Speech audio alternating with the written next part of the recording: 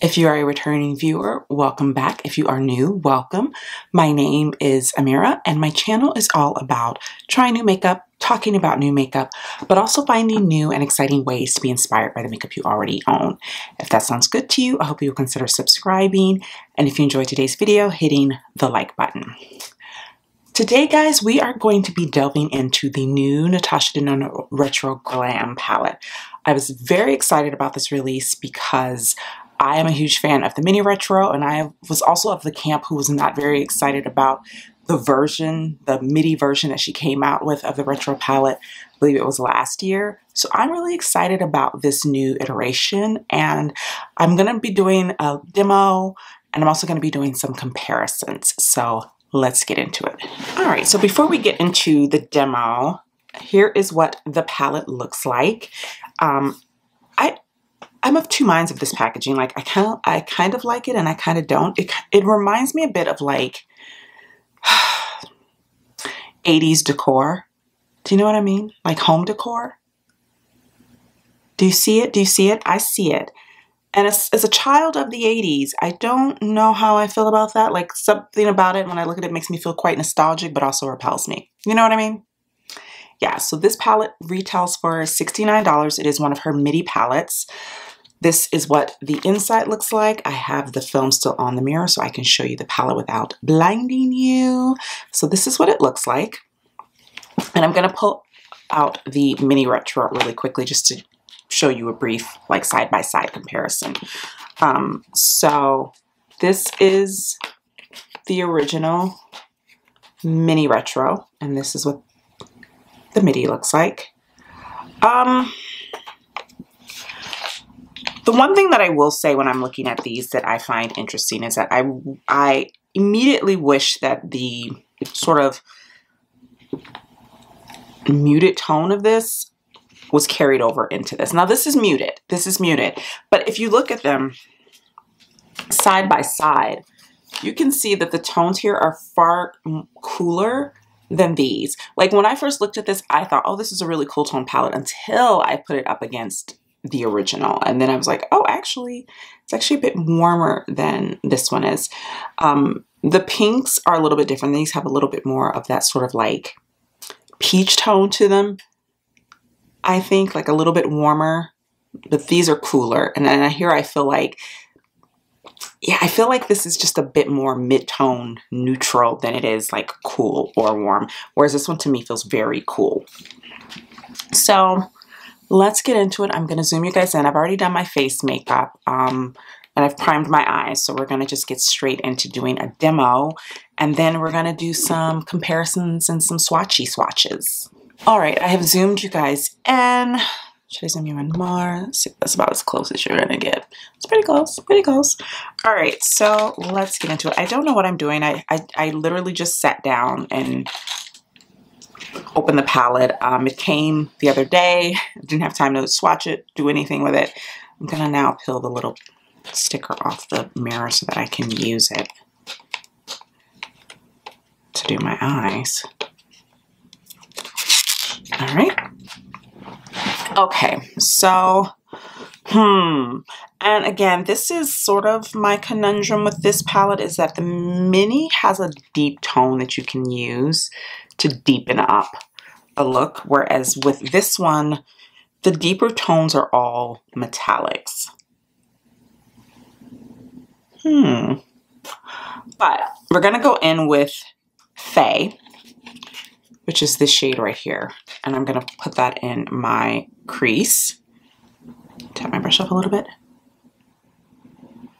And we're going to see how that applies. Bear in mind, I've said this before and I'll say it again. Natasha Denona mattes tend to apply darker than they look in the pan. So even though these look quite light, I do have a feeling that they're going to go darker on me. Yeah, even this tone, like, I feel like it's applying darker than it actually looks in the pan on my skin. And that is sort of the general consensus. If you're new to Natasha Denona, her mattes are incredibly pigmented and they do apply slightly darker than they look in the pan, but not in the way that, like, say some of Huda Beauty's shades do. You know, like where they feel like completely different shades. I just feel like Natasha's shades are a bit more versatile than they sometimes seem, you know, where, you know, certain shades look like they might be too light for deeper skin tones will actually work fine on deeper skin tones once you apply them, if that makes sense. I'm actually really liking this shade though. It's got a grayness to it that I really enjoy. In the pan, it looks, you can really see the green undertone, and you can probably see it, you know, I don't know if you can see it on camera. I can see it in person. Like I can see the green undertone, which I have to say is in keeping with the original retro, the green in the mini retro. Some people think it's a gray. Some people think it's a green. It's a green with gray undertone. And so depending on your skin tone, depending on how deep you go with it, will determine how that shade sort of looks on your skin. And of course your own undertones. I have neutral undertones, so it's pretty true to color on me. Should I pair it with the mini retro or should I just stick with this one? I'm going to stick with just using the tones in this for now. I'm so tempted to combine the two, which I will probably do off camera, just like in my own time, because I love doing that anyway. And then to do it with like its little sister palette brings me joy. So again, like I said, this does not have a deep matte, which I think is a drawback to this palette. So I'm thinking I'm going to use either Jazzy or Evergreen. Let's swatch them. So as you can see, they're very different. I think I'm actually gonna go with Evergreen's really pretty. I'm gonna go with Evergreen. I changed my mind just that quick. Oz is another tone, and this tone here called Maxi.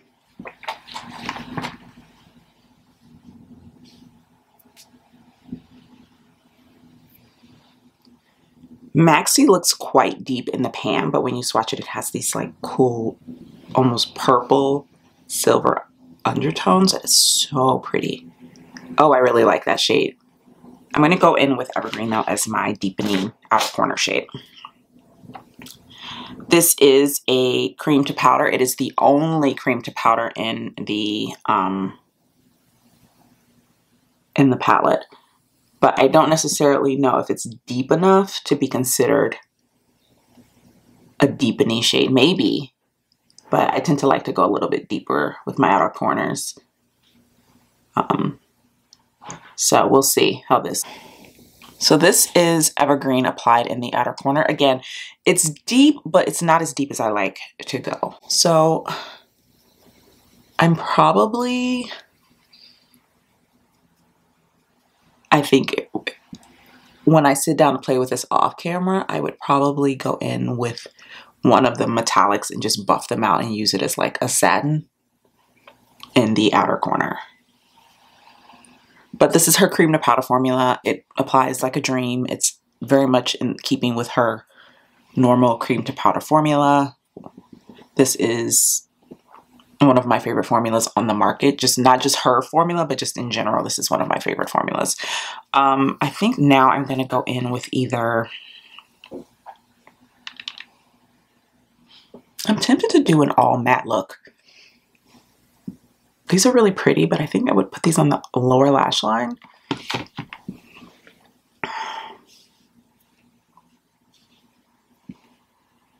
An outer corner. Yeah, let's go for an all matte look. I don't do all matte looks that often, but I really do love them. So let's do something a little different. I'm going to go in with the shade Belle, which is this really pretty sort of mid-tone pink here. There is a lighter pink in the palette called Holly, but which I might dip into, but we'll see.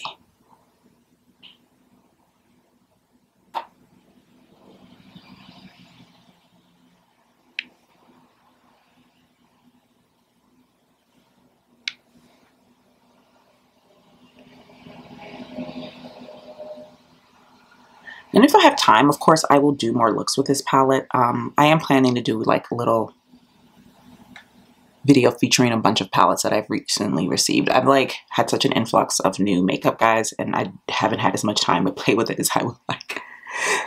But yeah. That's actually really pretty. I think I will take that shade Holly and just put it here.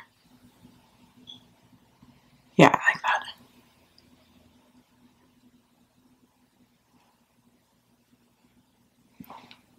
That's really pretty.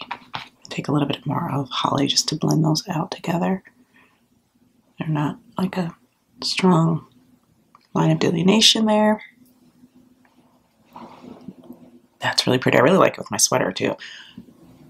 This sweater is so warm and I was so tempted to take it off, but it's also really cute and goes with the look, so I will suffer.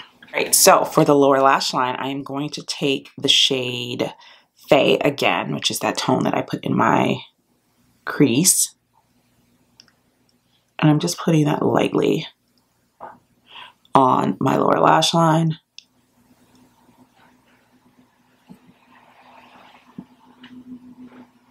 And then I'm going to take Evergreen and do that on the outer corner.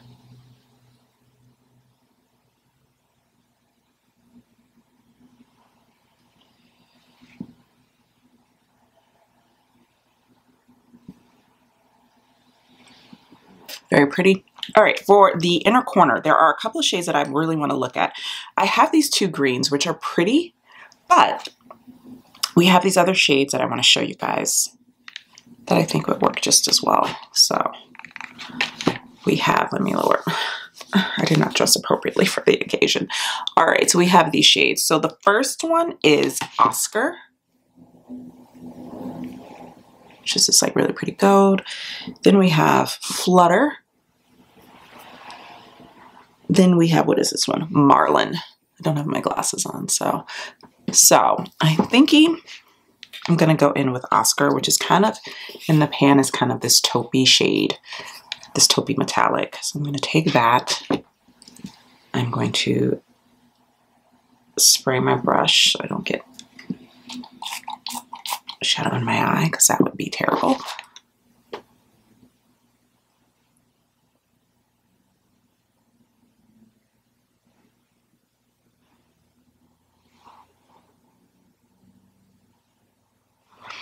And now I will take that shade Maxi that I liked so much, and I'm going to put that on the lower lash line. I'm going to take a little bit of Oz. I kind of want to just throw this on because I just want to see. And I love putting shimmer on my lower lash line. It's like one of my favorite things to do. So, all right, let me put some mascara on and I will be back. Okay guys, I am back. I have applied some mascara. I used the Armani Eyes to Kill Classico mascara. My eye is watering, so if you see like a little weirdness here in this like inner corner, it is not the shadow, it is my eye that's decided to water just as I finish my makeup. Love that for me. All right, so let's get into swatches of this palette and then we will do some comparisons. So I'm going to start off with the first row of shades. All right, so first up is Flare, Jazzy, Oscar, Evergreen,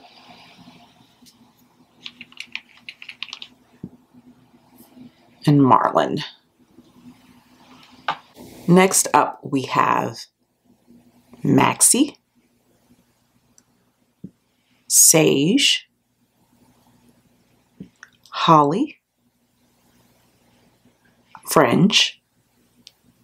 I want my finger off here. And Faye. And this is the shade that is on my inner corner. Next up, we have Flutter. I think this is called Lucy. I'll take another look. This is Palladium. I feel like she has a shade called Palladium in one of her other palettes. This is Belle. And this is the shade that I mixed with Holly on my lid. And then the last shade is Oz, which is this beautiful green silver tone. So let me turn this down for just a sec so you guys can see those a little bit better, because these are the lighter of the shades. I would say the lightest shades are in the final row. All right, guys, now that we have done that, let's talk about comparisons because I have a few. So I'm going to swatch out the little mini retro because I want to show you what the greens look like in this compared to the greens in the retro glam. So this is Evergreen from Retro Glam. This is Sage from Retro Glam. This is Fringe from Retro Glam. Now, let's dip into the green that is in the original mini retro. All right. And this is 60s. I believe that's the name of it. I don't know if she has these numbers, these names backwards or forwards on the back of it. But this is 60s. And this is from the original retro. So as you can see, the greens are very, very different. Very different. I would have preferred if the greens had kind of stayed in this range and just were like turned up a bit or turned down a bit. But I also understand wanting a bit of, you know, range as far as the shades, because when creating like a larger color story, I understand wanting, you will have to flesh it out a little bit more. But yeah, I would have loved if we've gotten like even a darker tone of this and maybe Evergreen and maybe this tone. That's something that I would have liked. I'm gonna swatch these next to the tan shades in Retro Glam just so you can see what I mean about them having sort of green undertones. So this is the shade, I believe, Faye. So that's Faye. That's what's in my crease today. And then we have Lucy. Lucy is quite light once you apply, at least on my skin tone. So this is the original. And I see what she did here with this shade is that I feel like she took this shade and she just lightened it with these two. She took this as the inspo and gave us this one and this one. I personally don't think we needed this one. I like this one. I would have liked a darker version of this or a darker version of Evergreen for a darkening shade. The metallics in the mini retro are very different from the ones that are in the retro glam. And what I mean by that is just tone wise, they're just very different. The ones that are in this palette are very neutral leaning. Sorry, I don't want to, I'm taking the thing off, so I don't want to go. So as you can see, these are very sort of neutral in tone, like Oscar. These are very neutral in tone. I mean, you have these two darker ones, but the rest of them are pretty neutral, whereas the ones in here lean incredibly pink, if you can see. Like this is, these are very pink in tone, if you can see that. So I don't think that they are a apples and apples comparison. You know what I mean? There's no apples to apples comparison with those. However, there are a couple of other palettes that I want to show you guys. Now, I've talked about this on my channel before, and that I felt that this 5-pan, it is called the Palette 08. It doesn't have a name, but Natasha has some, and I don't know if she still has these in stock or if she still sells these, but she has a collection of 5-pan palettes that I feel like if you look at some of her color stories that she came out with after the fact, these were sort of the prototypes for those palettes. And so the first one that comes to mind for me is Palette 8.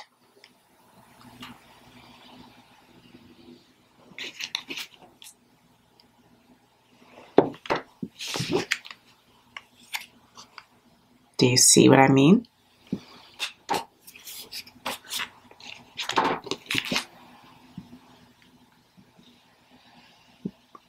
These look very brown on camera, but they're actually quite green in tone, and I will swatch them on my hand so you can see. Do you see the green in there? They're like bronzy greens. This is Palette Away. I don't know if she still sells this, but I bought this. I think this is an all metallic and satin palette. So these two are kind of like the satins, and then these lighter tones and this more pinky shifty tone. As you can see, it looks very neutral there, and then it shifts bright pink. It's what it does in real life too. So that is pretty accurate. Very beautiful. It's got this peachy undertone to it. Do you see that? Which is very similar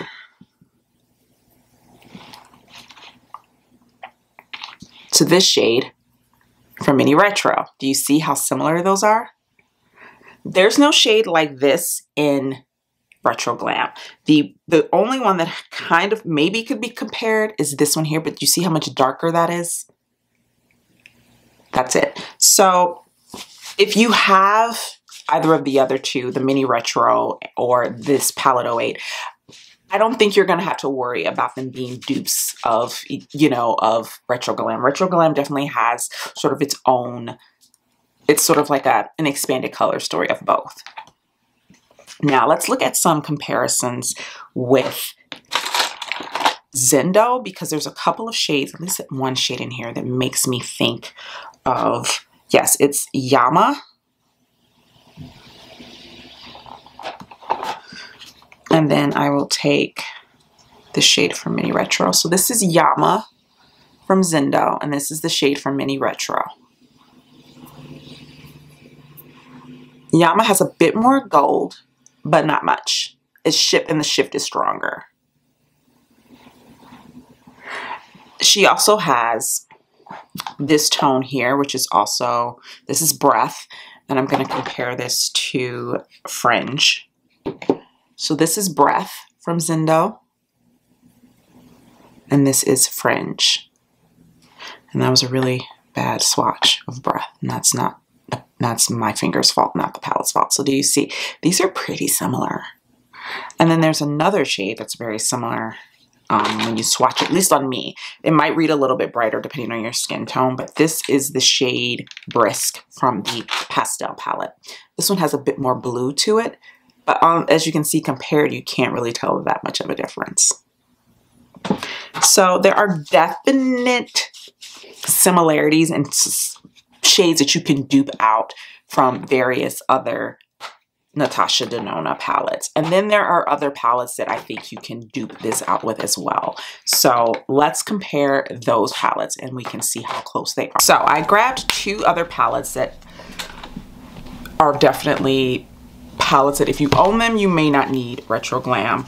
But we're going to also talk about formulation, because I think that is a story that needs to be told, you know, and I think it's something that needs to be considered because, you know, not all formulas are the same or built the same. So we have our lovely Retro Glam here, and when Mini Retro came out, I was obsessed. I was really hoping that we would eventually get a full size of it, or midi size, whatever. And then she came out with her expanded Retro, and I was so disappointed. I don't think that palette's ugly. It's just not what I wanted. It's not what I was expecting, and I was just disappointed that I wasn't getting that expanded Retro color story that this promised that I would have, you know? So in my search for satisfaction, completion of that palette, I purchased the Lime Crime XL2 because look at this color story. Now the gold is going to completely blind you, but let me do it that way. Do you see it? Do you see it? Let me try to do this with one hand without running my shadows. Hold please. Okay, so let's do this again. Do you see it? Do you see it? So this is what I purchased as my way of satisfying that need for a full-size Retro. Now, I really like this palette. When I first got it, I wasn't sure how I felt about it because the formulation is very different from Natasha Denona's. These shades are simply not as pigmented, guys. They're not. They are very soft. They do take building up. But what I loved about this is that it gave me these really beautiful soft looks, and the metallics in these are not wham bam, but you know those metallics that are soft, but when they hit the light, they just give you a little something. That's what this palette gives, and that's why I decided to keep it when I was thinking about decluttering. Like I was like, you know, I actually really do like this, and I still like it. Like even now having the Retro Glam, I'm not going to declutter this. But I did want to show you guys some of the similarities because a lot of people mentioned this palette, and some people was like, you can get that palette. I'm like, I already own that palette. So this is what they look like. So this is Retro Glam and this is Venus XL2. Now what Venus XL2 has that Mini Retro and the Retro Glam don't have are these really rich brown burgundy tones that, you know, this rich shade like ripe, you know, or classical or west, which honestly, this one reads more brown and the darker shades in the Retro Glam are more purple. So this is the shade Jazzy from Retro Glam. As you can see, much more cool toned than warm tone. So what's interesting about this lime crime one is that it incorporates these cool and warm tones together, which I quite like, and which I kind of wish the Retro Glam had. I don't know if I would go with the same direction as far as color story, but here's the shade Sage from Lime Crime. So as you can see, it's just not quite as pigmented as a Natasha Denona palette. I still like this palette, but the formulas are leaps and bounds different from each other. And if I were to recommend a formulation, I would recommend the Natasha Denona. Natasha Denona is more expensive, but not by a ton. This palette is, I think, $45, $50, which isn't cheap, you know. But this one is $69, so it's just a question of like, are you willing to pay a bit more to get more quality, or do you want more shades and more options as far as color story goes? The other palette that came to mind was the Anastasia Beverly Hills Nouveau palette. Now, I've talked about this palette before, like I did a review on it. I really love this palette. I wasn't expecting to enjoy it as much as I do, but as you can see, minus the random lavender, the tones are quite similar. But this has the same exact issue that the Retro Glam has, and that is that it does not have a deep, rich matte. It has this shade Liberty, which is very similar to the shade in the original Mini Retro. A little bit deeper, maybe a tad warmer, but not by much. I mean, on the eye, these are gonna look exactly the same. But it does not have a dark matte, but neither does Retro Glam. So this is the shade Muse in Nouveau. This is the shade Jazzy, a little cooler in tone.